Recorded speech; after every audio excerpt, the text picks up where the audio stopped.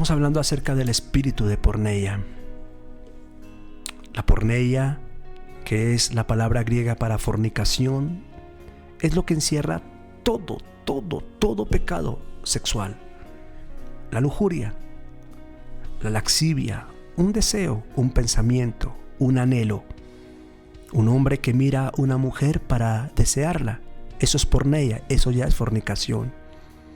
Aquellos que ven pornografía, aquellos que fornican, es decir, una relación de un noviazgo sin un matrimonio con relación sexual, un adulterio, aquellos que van y entregan su cuerpo a la prostitución, el homosexualismo, el lesbianismo, todo lo que tiene que ver con vínculos sexuales, eventos sexuales o acciones sexuales, orgías, pensamientos perversos e incluso esos comentarios, chistes de doble ánimo que tienen un sentido vulgar, que tienen un sentido de promiscuidad.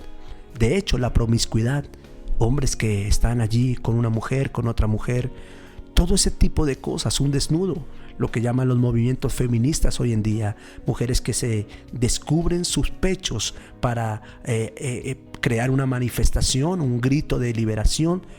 La porneia, la fornicación, el pecado sexual, están atentando contra su cuerpo, están atentando contra el templo del Espíritu Santo, si es que el Espíritu Santo habita en ellos, dice Pablo. Y dentro de la fornicación, que es la porneia, es un espíritu. Quiero que entienda que no es una acción. La fornicación no es una acción, no es un acto sexual. Es un espíritu que viene y controla los sentidos, desde los sentidos, controla a través del deseo, la imaginación, hasta llevar a una persona a la tentación, a la acción, controla todo el ser de esa persona. Vimos que la porneia entra, ese demonio entra a través del deseo. Ahora estamos viendo que la fornicación, la Biblia nos permite ver 3 ámbitos de la fornicación, o bueno, 3 ámbitos no. Quiero corregir la palabra y usar la palabra que mencioné, 3 tipos de fornicación. Número 1, vimos en la enseñanza anterior que existe la fornicación sexual. En el programa anterior lo podrás ver. Pero la Biblia que usted lee, la palabra de Dios, también nos permite ver, número 2, el segundo tipo de fornicación, número 2, y es la fornicación doctrinal. Hay una fornicación que es sexual, todo lo relacionado al campo sexual, ilícito, ilegal, que no está aprobado por Dios, desde un deseo, desde un pensamiento hasta una acción. Pero la Biblia nos permite ver el segundo tipo, y hoy quiero hablarle acerca del segundo tipo de fornicación, porque de repente hay personas que dicen, bueno, sexualmente estoy casado, estoy bien con mi esposa, aplicamos el pasaje de Hebreos, que el lecho sea sin mancilla, y tengo una vida, una relación sexual con mi esposa, con mi esposo, limpia, íntegra, ok. Bendito el nombre del Señor en aquellos hombres o en aquellas mujeres, porque dice la Biblia, han limpiado sus vestiduras. Pero quizás alguien de ese tipo de gente esté atado a la fornicación doctrinal. ¿Y cuál es la fornicación doctrinal? Vamos a ver lo que la palabra de Dios enseña respecto a la porneia doctrinal o fornicación doctrinal. Voy a leer 1 de Timoteo capítulo 6 verso 3. Dice, si alguno enseña, comprende, subraya esa palabra, porque la fornicación doctrinal tiene que ver con el tipo de enseñanza que usted escucha. Tú puedes tener una vida sexual íntegra delante de Dios. Puedes ser un joven, una jovencita que está apartado del pecado sexual, guardando tu cuerpo para el Señor. Pero la doctrina, la enseñanza donde usted se congregue o el tipo de enseñanza que usted esté recibiendo le puede estar llevando a la fornicación doctrinal. Si alguno enseña otra cosa y no se conforma a las sanas palabras de nuestro Señor Jesucristo y a la doctrina que es conforme a la piedad, está envanecido, nada sabe y está engañado. Ahora bien, la palabra doctrina, que es la palabra que menciona Pablo aquí, es la palabra hebrea ekach. Ekach, E-Q-A-C-H. Esta palabra ekach, que viene de doctrina, se traduce como saber, enseñanza, tener algo recibido por medio del saber o una instrucción. Doctrina significa eso. Pero dentro de la fornicación doctrinal, la palabra de Dios nos enseña dos panoramas de que una persona pueda estar en una iglesia bajo el espíritu de la porneia doctrinal o estando en fornicación doctrinal. Muy bien, vamos a ver, ¿y por qué me arriesgo a decir la iglesia? Ok, leamos la palabra de Dios para poder contextualizar esto. Número 1, la Biblia nos enseña dos aspectos importantes de la fornicación doctrinal, dos panoramas. Primero, la doctrina de Balaam. La doctrina de Balaam.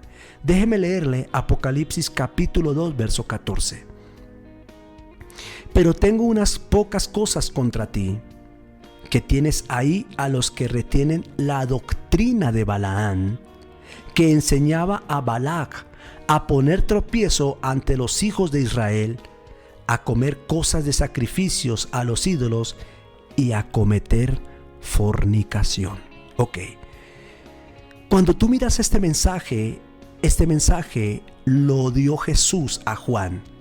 Jesús le dice a Juan que escriba este mensaje. Ahora quiero que entienda algo interesante.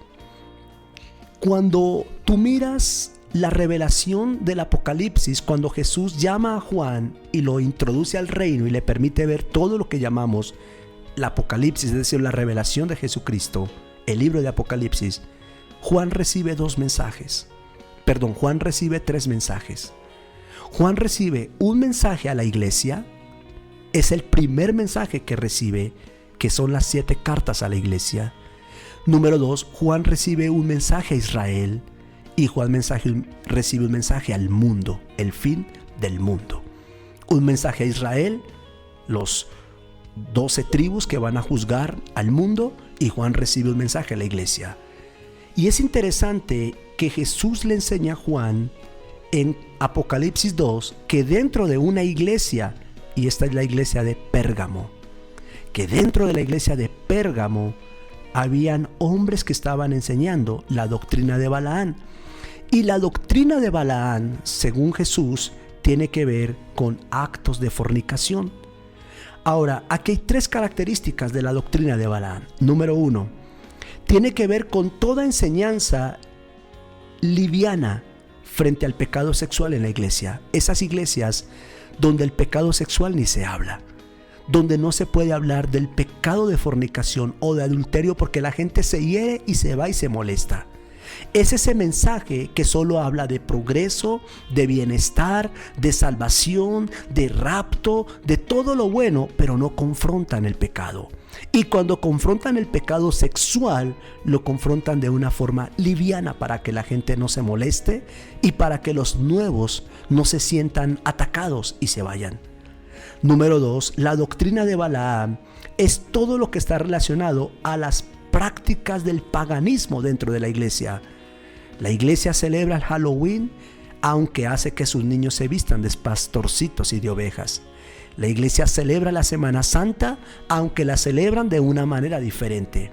La iglesia celebra todas las fiestas paganas, aunque las disfraza con el título cristianismo.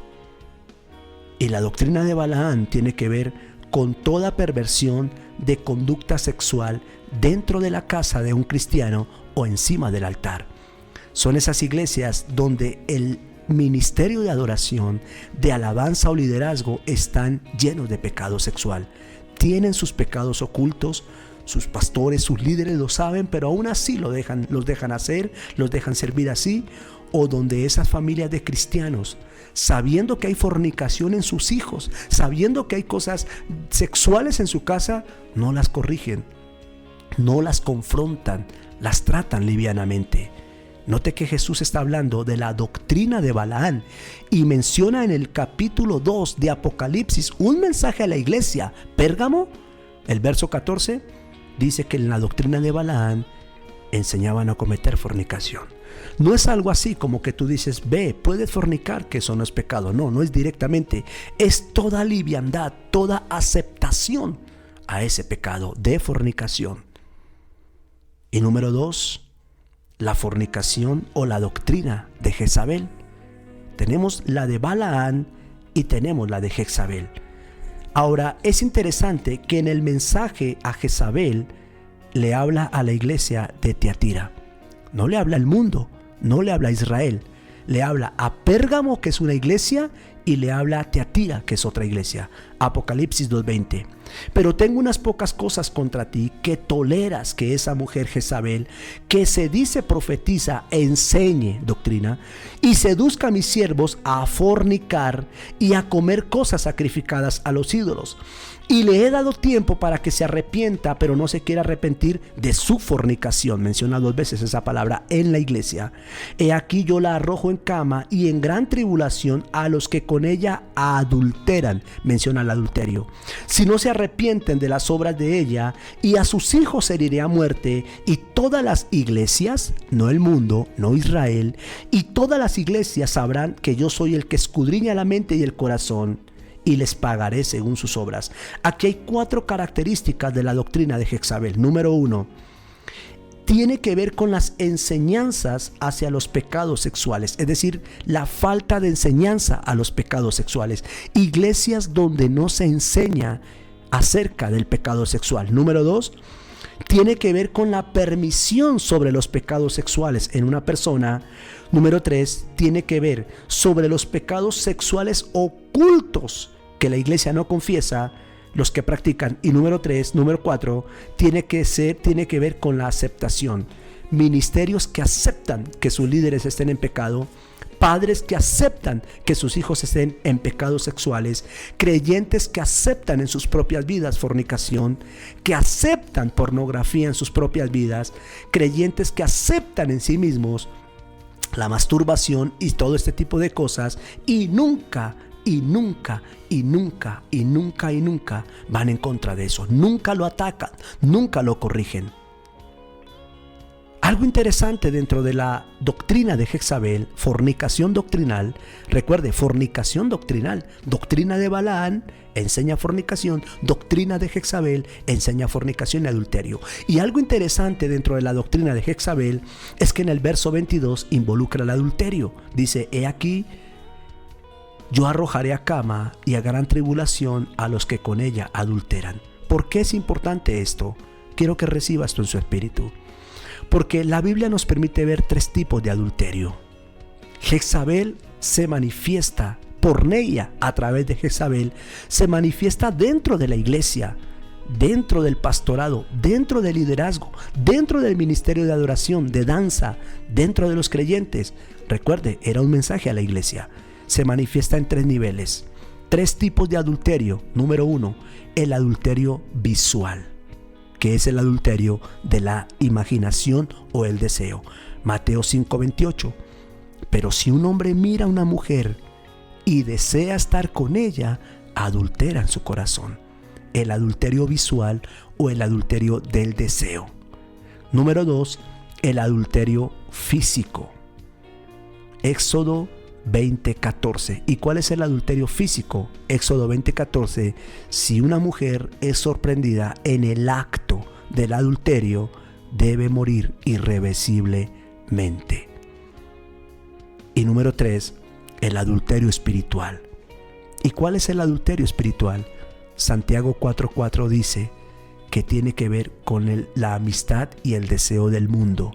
Cuando un creyente ama al mundo, los deseos del mundo, en su corazón hay adulterio.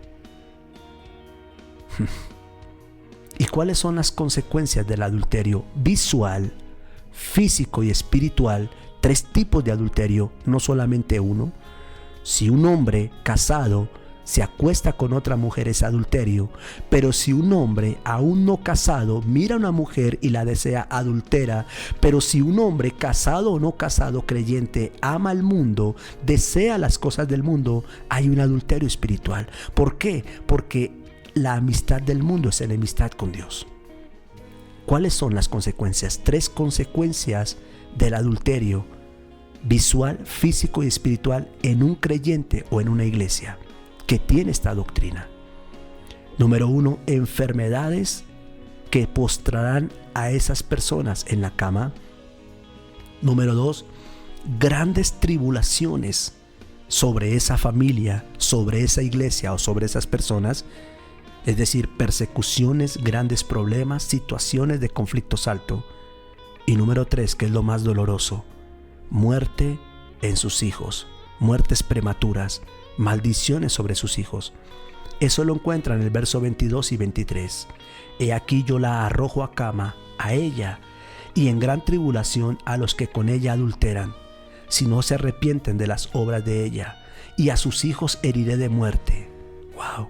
Consecuencias del adulterio. Porneia, a través de la doctrina, se manifiesta en la doctrina de Balaam y en la doctrina de Jezabel. ¿Puede haber adulterio por doctrina? La palabra de Dios lo afirma.